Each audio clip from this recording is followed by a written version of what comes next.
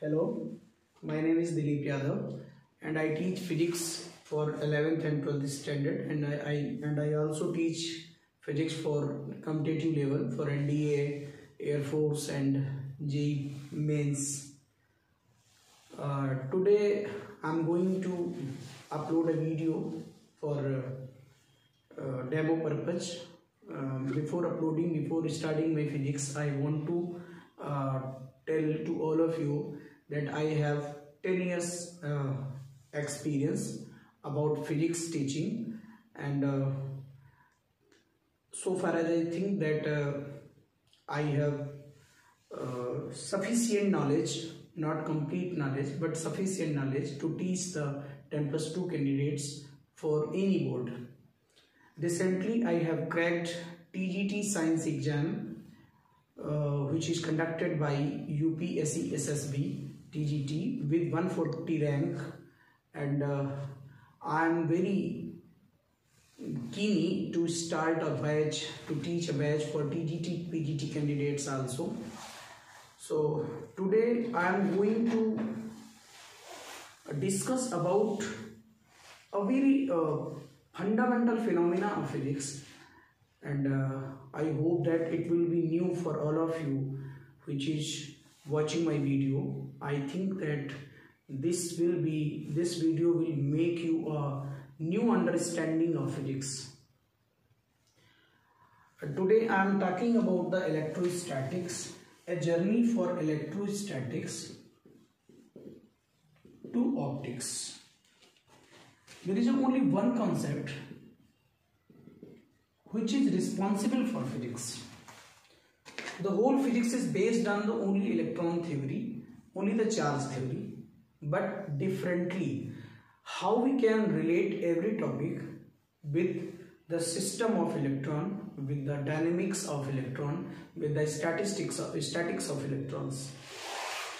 Actually, there is no any fundamental difference between electrodynamics, electrostatics, magnetism and optics. इनके बीच में कोई difference नहीं है. अगर हम बहुत गौर से, बहुत फंडामेंटली इनको देखें तो. So today I am going to tell to all of you that what is the fundamental particle, yeah, you can say that what is the relation between the electrostatics, electrodynamics, magnetism and optics. How a charge is responsible for optics, how a charge is responsible for magnetism, and how a charge is responsible for electrostatics. Today I am not teaching about any particular topic. If you require me to teach a particular topic, then I'll upload a particular video also. But today I'm going to teach, yeah, you can say that today I'm going to tell to all of you that what is the relation between these topics. Okay. In starting we read about the Coulomb's law, and in Coulomb's law we say that it is electrostatic force and it is applied between the two charges having a distance smaller, and we know that applicable force equal to 1/4 pi epsilon not k q1 q2 upon r square. And now I am going to explain about this formula, क्योंकि इस फार्मूले में बहुत सारी बातें हैं, हम इसमें एक्सप्लेन करने नहीं जा रहे हैं. मैं आपको सिर्फ ये बताना चाह रहा हूँ कि जब आप इलेक्ट्रोस्टैटिक्स कहते हैं, when you talk about the electrostatics, then you know that electro plus statics means statics form of electrons. Means here we can say that the speed of charge equal to 0. Electrostatics, electric field, Gauss's theorem, capacitor and capacitance, these all topics are related with the electrostatics, and in all these topics the speed of charge is 0. Means there is no any dynamic position of charge. Charge की कोई dynamic position नहीं है, और जब तक dynamic position नहीं है तब तक हम इलेक्ट्रोस्टैटिक्स पढ़ रहे हैं, और उस चार्ज ने चारों तरफ अपने सराउंडिंग में एक फील्ड क्रिएट किया है, उसे हम इलेक्ट्रिक फील्ड कह रहे हैं. Okay, when speed of charge exists, when a speed of charge exists, then charge is converted into electric current, and it is defined by, for limit delta t tends to 0, I equal to dq by dt, and it can be written as also I dt equal to dq, and on integrating you can say that it will be in this form. What are you saying? In this condition you are saying that I equal to dq upon dt. In this condition your charge is under the dynamic position, and when charge is under the dynamic position, it creates magnetic field. It creates magnetic field and electric field both. But in this condition the acceleration of charge is 0, means there is no any acceleration. Charge has speed but not acceleration. Means in these chapters charge is not accelerated, charge have only a constant speed. When charge is accelerated, what happens?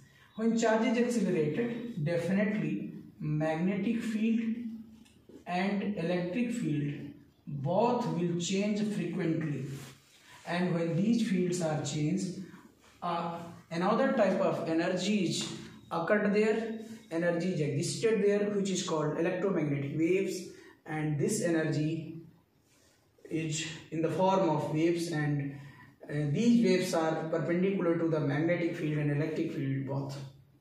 So what we have learned from here, we have learned that if charge of electron equal to 0, speed of charge equal to 0, it is electrostatics. When charge of speed does not equal to 0, now we study about the electricity, and in this condition we study about electric field and magnetic field, and in this condition we study about only electric field. And when charge is accelerated, in this condition we study about the changement of electric field and magnetic field, and in this condition another type of energy is created here, and that is in the form of waves, which is called electromagnetic waves. And when electromagnetic waves exist, optics exist, because if the wavelength of electromagnetic waves is between 4000 angstrom to 8000 angstrom approximately, then we can say that these type of waves affect our retina, and we can see any object by the help of those type of waves.